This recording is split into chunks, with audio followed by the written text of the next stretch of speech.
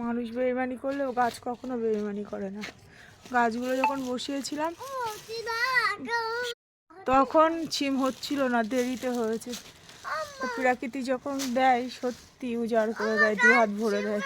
ও দেখো ওই ছিমগুলো পেরেছি, একটা সাদা ছিম গাছ, হ্যাঁ, আর একটা এই হচ্ছে লম্বা ছিম গাছ।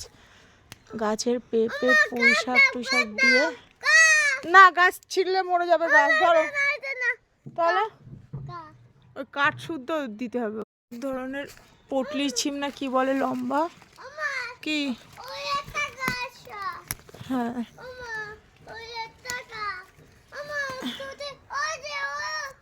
হ্যাঁ হ্যাঁ,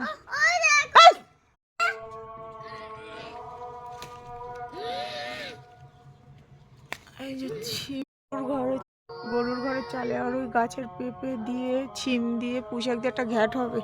মা গেছে রিপোর্ট করতে, আব্বু নিয়ে গেছে, কি রান্না করব না করব কোনো নেই, তাই জন্য এইগুলো রান্না করে রাখি। উপরে তো উঠা যায় না, আমার যা ওয়েট, উপরে যদি উঠি তো টিন ভেঙে যাবে। বড় বড় ওইদিকে হাত পাচ্ছি না। সাদা ছিম আর একটা সবুজ ছিম।